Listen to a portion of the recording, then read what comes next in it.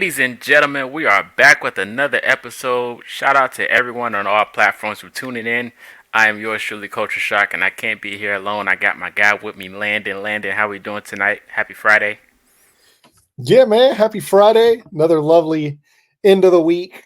And everything's going pretty good. Pacers look like they're doing their thing, in the in-season tournament final. I don't know what you call the I mean, it's championship, maybe finals I don't know. But yeah, doing pretty good. I like that. I like the whole idea of the end season tourney, even though this is Colts related, but this is for the Pacers. Shout out to the Pacers, man.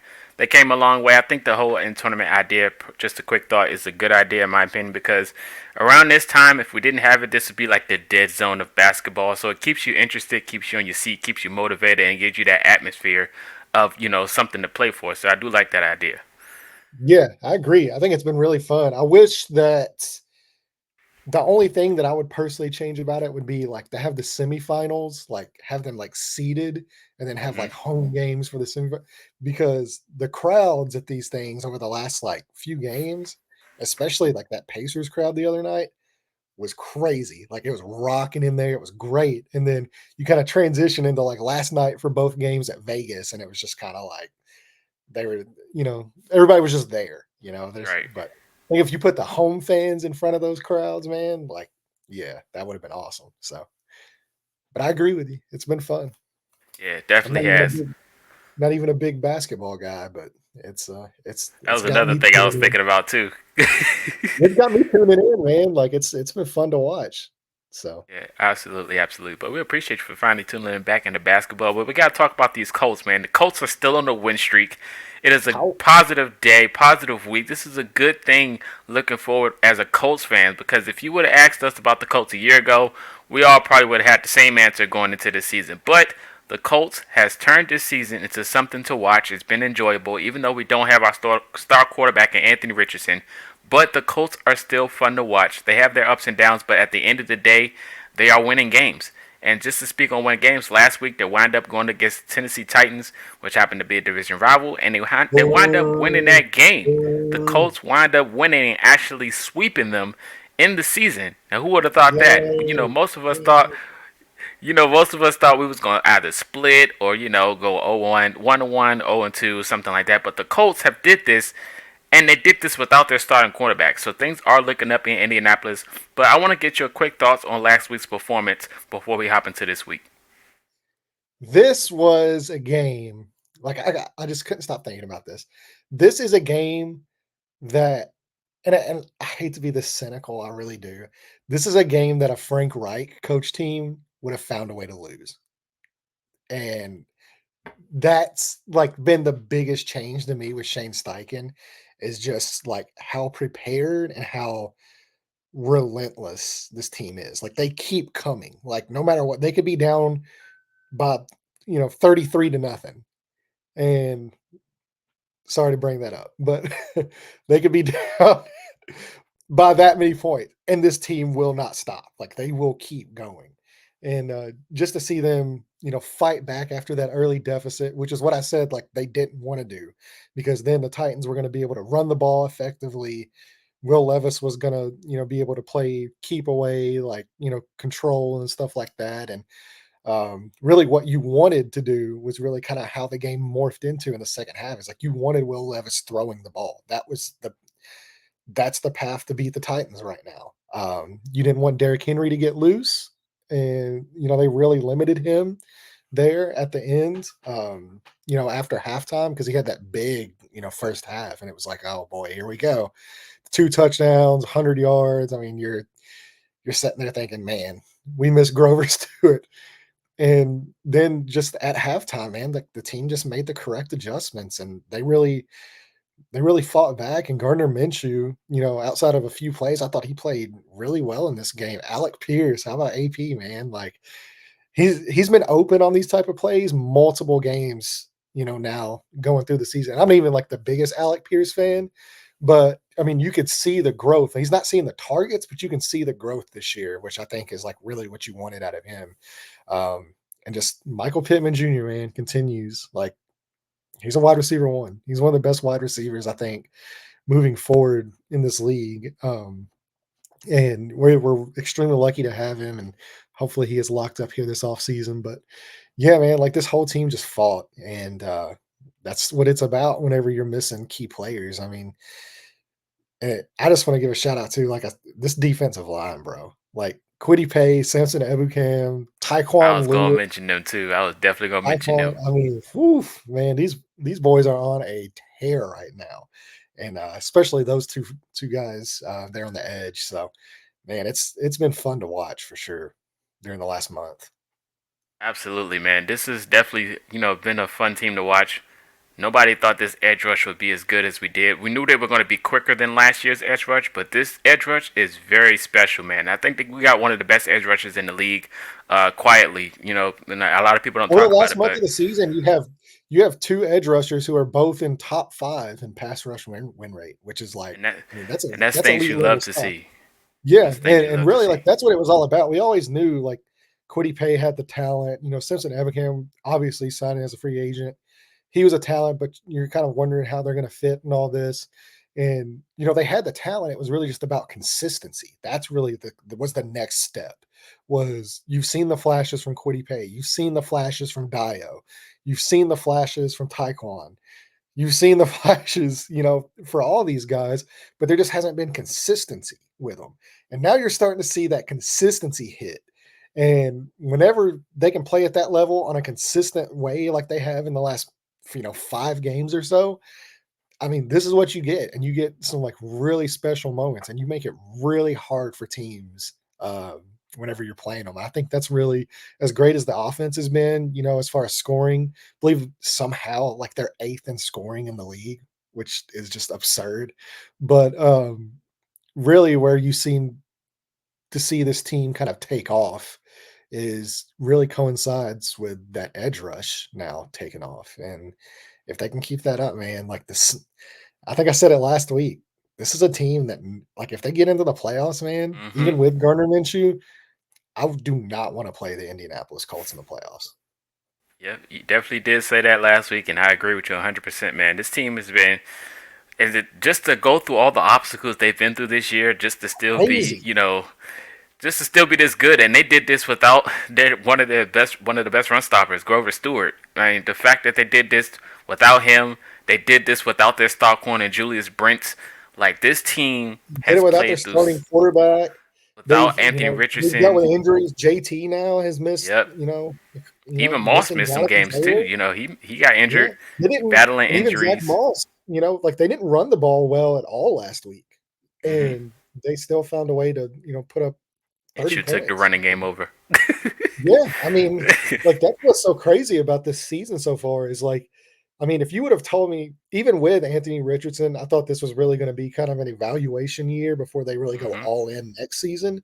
Yeah, I didn't expect this. I mean, I think I had them winning 5 games this year, and there's been a lot of obstacles for Shane Steichen to go through. I mean, just even in the offseason, man, like the Jonathan Taylor drama, Isaiah Rodgers suspension, all the injuries with this rookie class. I mean, there's been tons of guys in even during the season now. The offensive line, I think the offensive line has played their starting lineup only like 2 full games, and the rest of the hmm, time you've had, kind of patchwork between Ryan Kelly, Braden Smith, all those guys missing time. And for them to for this team to really like come together and rally around this coaching staff and Shane Steichen, and even with all these obstacles, to be in the position they're in right now, and if they can get a win this week, I mean, they're making a push. Like this is a real thing. And yeah, it's super impressive. Like I think, I mean, it remains to be seen going forward because as we know, like football, things can change so quickly. But as of right now, man, like Shane Steichen is one of the best head coaches in football, and he deserves to be in the coach of the year conversation. And I really do feel like they hit a home run whenever he took the reins over this offseason. I agree. I agree 100%, man. You're preaching right now, preaching because you're definitely taking everything in my brain. You're literally displaying it because Shane Right. Steichen is a mastermind. He is a mastermind, and it's amazing to see what he's doing with this roster and what he has. Just imagine what he do in the offseason when teams see that we're contending and want to come here. it's going to become a landing site for in free agency. We're going to get we're going to get these names like Sampson and players of that ability to fit into Shane Steichen's system. He can preach into these guys that hey, we can win here. He has that mindset, that mentality. So I know players are loving to see what they got from the Colts right now, and I'm looking forward to seeing it. Just a few more names to shout out. Shout out to Ogletree. Shout out to Will Mallory. Shout out to Kenny Moore again. Jalen Jones. We got to shout out Jalen Jones. That dude's a dog. And shout out to Nick Cross. Am I right, Landon? Shout out to Nick Cross. He was out there replacing Rodney Thomas, and he was out there flying, man. It was a good thing to Special see. teams, bro, too. Special hmm teams. I Special mean, teams have been hitting, man, for 3 weeks, in my well, opinion. yeah, Three well, weeks. well, like Nick Cross made I mean, that's a huge play. Like Nick Yeah, Cross and Tony Brown both. Like those are huge plays. Those are literally game-winning plays on the edge there. So as far as getting those block punts, and I mean, it takes all three phases to pull out victories in that's this right. league, and it seems like they're like if one phase just kind of seems to falter a little bit, the other ones just pick it right up, and yeah, it's cool to watch. It is, man. It's truly incredible. Let's go ahead and hop into this week. We did mention one name. We did mention both names already, but we got to get your thoughts on it. We mentioned how this team has been battling through obstacles and, playing without some of their key players. But, great news for Indy and Colts fans. Two of those players may be coming back this week. We know one's coming back for sure. Let's talk about him now. Grover Stewart, the run stopper, the machine. One of the best players on this Colts defense is returning this week. He already mentioned it on Instagram. How are you feeling right now knowing that Grover Stewart is coming back to this Colts defense that's been hitting on all cylinders? Man, grateful because if there's one area of I guess criticism is over the last month as far as this defense goes, it's been the run game and their inability to stop the run and give up big plays on the ground and stuff like that. And now you're getting one of the best, if not the best, run stuffing defensive tackle back in that lineup, and he's just going to immediately make a massive change in the run game. He's going to command double teams, allow DeForest Buckner and these edge rushers who have just been dominating to now face more one-on-one matchups because I mean, you're not going to double team, or I mean, you're not going to single Grove. I mean, like you can, but at your own peril. So now it really allows this, rotation, especially there in the middle, to really kind of get its bearings. And now they're putting you because I believe they were in the lower half of the league over the last month as far as like third down, third and longs and stuff like that. Teams have really been able to capitalize on the early downs running the football and they've been able to get in, third and shorts and stuff. And that's not going to be the case anymore. So now you're allowing, third and long, you know, you're allowing these pass rushers now to pin their ears back and go eat, which is what they've been doing. And so if they can just continue that, yeah, this is a massive, massive get for the Colts. And I think especially this week as well, because we saw how great Joe Mixon looked, last week running the football. And, with them playing a backup, they're going to want to, really run the ball and kind of base their offense around that. So they couldn't have picked a better week for him to come back. And especially to like the last point I'll make is like the good thing about him coming back is that it wasn't injury related. So he's not going to have to like go through the motions of getting back into the swing of things as far as injuries go and stuff like that. You're able to plug him in without any hesitation and let him go do big growth things. Absolutely, man. I know he's gonna eat this week. It's gonna be a breath of fresh air just to see someone trying to run up the middle and knowing that big tower is just right there. You can't run through that wall. You can't run through them, and it's gonna be amazing. It's gonna be like, yes, thank you for coming back, Grove. Thank you, Grove. But I'm gonna one up you here. I know we talked about Grover Stewart, but this next guy, is a name we've been wanting to see on the field for weeks because his presence was felt in his debut against the Baltimore Ravens. Julius Brents, if he can play this week, it's going to be a sight. And what better to go up against than Jake Browning? Julius Brents was amazing when he was on the field. And not only that, it's a beautiful thing to see him come back this week when last week, in my opinion, Dale Baker Jr. probably played one of his best games all year. To see him play like that last week, and then you got Jalen Jones, you got Kenny Moore, and then you're adding Brents, this CB room is definitely getting the upgrade that we need going into the end of this year if Brents could play. So it was a good sign to see him at practice.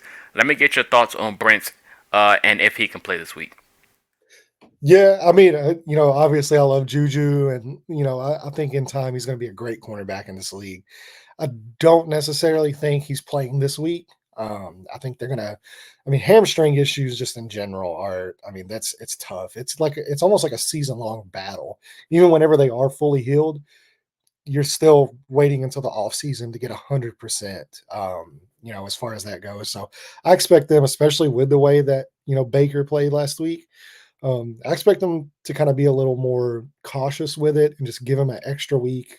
They want to see him at full strength before they just throw him out there, especially against this Bengals core. I mean, you're talking about probably the best wide receiver core. You know, I don't know if you would put them number one. I know a lot of people do.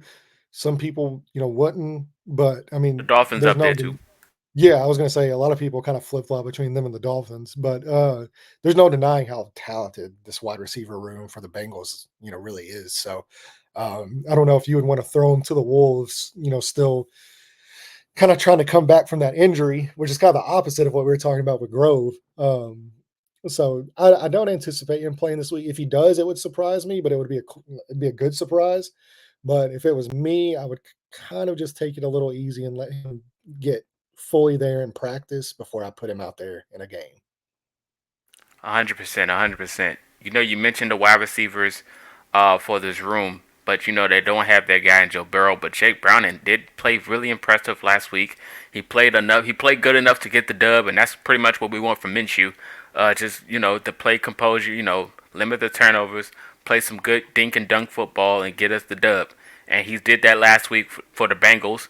And now we got to ask this Colts defense versus this Bengals offense. What are you expecting from this Colts defense this week to play against Cincinnati? Well, it's going to be really up to the coverage in this. This like that's going to dictate everything because the way the Bengals played last week, they got the ball out quick. They didn't let the pass rush, and like we know the struggles that this Bengals offensive line has. So really, the game plan is going to revolve around getting the ball out of Jake Browning's hands quickly, getting it on the perimeter, and letting these wide receivers do their thing after the catch. So this is going to have to be a week that these DBs like they tackle and they you know you're going to have to deal with screens to Jamar Chase. I mean, they constantly fed him the ball in the screen game last week. Jake Browning's going to take some shots downfield, so you're going to have to stay disciplined as far as committing penalties and pass interference and stuff like that. But I think you know if they can kind of force him to hold on to the ball a little bit, and really kind of mix up coverages and make him try to like think, which is what young quarterbacks like that don't want to do, especially whenever they're kind of thrust into the role quickly. You don't want to think. You want to have them play fast, get the ball out quick, run screens, have the run game there. So, I think if they can kind of force him to drop back, read the defense, try to make a play on his own, I think they'll have success for sure. Absolutely. And what better to have a guy like Kenny Moore on screenplays? He's pretty much good on those flats. So I'm pretty sure Fantastic. Kenny Moore is gonna be, locked in this week, looking out for those. But definitely, keeping Jake Browning on his toes and keeping him uneasy. Kind of like Will Levis in the second half. If, you put that pressure on him, forcing him to make some passes or to force to throw the ball out of bounds, I think the Colts will be in pretty good position to win this game. Uh, you know, EJ Speed's in the question to play this game. He's up in the air, but Zaire Franklin in this group, he's going to will his defense up to lock them in and try to get this dub because he knows how big this game is. Every game from here on out is very important for the Colts. They got a Yeah, 60% you chance even to have a make the shot at the playoffs. division. Yeah, I Exactly, mean, exactly. The Jaguars, sadly just lost Trevor Lawrence. It was a pain to watch. We all seen that game, but I mean, to each his own. We wish a speedy recovery, but the light at the end of the tunnel is for the Colts to get in the playoffs. That's the big objective for each team. So, yeah, and I think that's Lawrence is fine. I mean, right. I don't think they expect him to miss much time, if any. He's questionable this week. I don't necessarily see him playing this week, but I mean, if everything's as good as what they're saying, like he's probably gonna play next week. So Hmm. you have a very small window there, that you can fight for this division. And if you can win out, from here on out, if you can take advantage really of like a favorable schedule that you have, um, I mean, yeah, you're putting yourself in the position for sure. Absolutely, man. Indiana's just in a good spot in sports right now when it comes to football and basketball. Both teams are competing, and it's a good thing to see. So definitely looking It's forward to great to be in this week. early December for both teams and not be focused on the draft. Exactly. What a feeling, right? Who would have thought? Yeah, Look at this. yeah, right. So, we just mentioned Jake Browning and the Bengals offense. Now it's time to flip sides and talk about the Colts offense going up against this Bengals defense. Now, we know the Bengals defense, when it comes to passing, is one of the worst in the NFL, if you guys haven't noticed. So, it's going to be interesting to see how Gardner Minshew and this offense is going to work. And, like, Shane Steichen's been on the tear right now. He's got one of the best offenses in the NFL, in my opinion. It's underrated. He's a mastermind, especially what he did last week to get those first downs. He's just a mastermind. Shane Steichen will forever be praised on my timeline when it comes to me or someone else. I'm pretty sure from Landon as well because he mentioned it. I don't want to pull it up, but just follow him so you'll see it. But let me get your thoughts on the Colts offense against this Bengals defense. Yeah, I mean, I really think it's a similar game plan to what they had last week with Tennessee, where you're kind of hoping that the run game picks up a little bit from where it was, but as far as what you need to attack, I think it's really similar. I think Alec Pierce once again. I think if you can attack them on the boundaries, and Michael Pittman can create, um, Josh Downs now an extra week. I don't believe he was really. I don't know. Was he on the injury report at all? I don't remember seeing him on the injury report. No, I Um, didn't see him on there. I think he's yeah, playing. so I mean, I think he's fully back from the knee issue he had. So um, for me, it's really going to be about attacking the boundaries in this game and really kind of isolating Josh Downs on a linebacker and having him go to work over in the middle of the field. But I expect if Gardner Minshew, if the offensive line can hold up, because they do have some talented edge rushers there.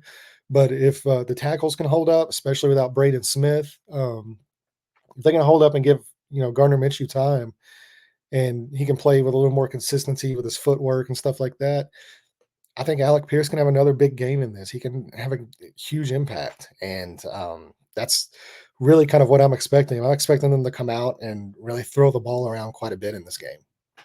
I agree with you 100%. Like you did mention Braden Smith. The only players out this week is Taylor and Braden Smith. So expect Downs to play. But, I think they're starting to target Pierce a little bit more, which is a thing to see because you've seen even last week in the biggest play of the game, you just throw it up to Pierce. I'm pretty sure there's a 95% chance he's going to catch the football because that's all he Yeah, does. So you just got to give him opportunities. just give him opportunities. Big time player, man, for sure, and he's definitely underrated when it comes to those. But for sure this could be another game for Alec Pierce to come and step up, or he can take the pressure away from Josh Downs to get available because you can find Josh Downs in those quick passes any moment. You know how he plays, so this could be a big week for either or for sure. I do think this offense can definitely have a higher success rate in running this week. In my opinion, personally, of course, we're going to see them pass the ball a lot, but I think there's going to be a lot of Zach Moss explosions this week, in my opinion. So I do expect, Zach Moss to have one of those games to be like, run the dang ball. You know how the Coast Twitter is. But moving on from that, we're going to get two players we expect to have good games. We're going to have one from the offensive side and one from the defensive side. I know you did mention Alec Pierce, so he is off limits, unfortunately. So you got to give me someone else, one offense or one defense. Well, that's fine. I mean, as far as offensive players, I know it's kind of like cheating. I know this isn't like as fun as what everybody's wanting, but I think Bernard Ryman. Um, I think Bernard Ryman, against a really talented edge rush there in Cincinnati, I think he's going to have a big game in this one. I think this offensive line, if they can stay healthy, and really that goes for the full offensive line, and Blake Freeland coming in there as well. I think he's had some really valuable snaps in this. So I think the offensive line as a whole, but specifically Bernard Ryman, I think. they're going to be in for a really good game this week. I think they've been really good pretty much all year. They didn't have a fantastic game against Tennessee. Like it wasn't like a great game, but it was good enough to win. So, but they had quite a few things I think they can clean up, and I think they do. And I think it's going to be um, in the run game and in the pass game. I think they're going to open up a lot for this offense this week against the Bengals. Yeah, for sure. My offensive guy is going to be Will Mallory or Kylie Granson. I can't pick or choose, whichever one gets more reps. Um, I was watching Trey Burton against the Bengals a few years back when Trey Burton had that rushing touchdown, that passing touchdown with the GOAT Phillip Rivers at QB. But I do think one of them could have a nice game this week. So I'm gonna go with Granson. I did try to pick Mallory, but because Mallory's my guy, but I'm gonna go with Granson this week for Your the offensive doppelganger. explosion. Yeah, my doppelganger. Shout out to Twin and them. So I'm gonna go with Granson this week to have that explosion. Let me get your defensive guy. I think Ebukam stays hot, man. Uh, I think he's going to have another game where I think he's going to have multiple sacks in this game. And they're really going to try to take advantage of this Bengals offensive line because it's not great. So if there's ever a week that I think, you know, if, like I said, the DBs can kind of, hold that coverage, not let those explosive plays happen, really tackle and kind of force them to hold on to the ball, I think this defensive line is going to eat this week.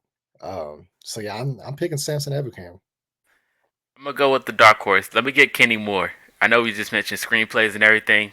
I know Kenny Moore is gonna he's gonna see red when he see Jake Browning out there in that field. So I want him to have one of those two pick sixes weeks, man. I need it again in my system because that had to be the best moment all year to watch a player on the Colts make history. And not only that, it beat Kenny Moore as well. So I'm looking for Kenny Moore to have a big week versus the Bengals.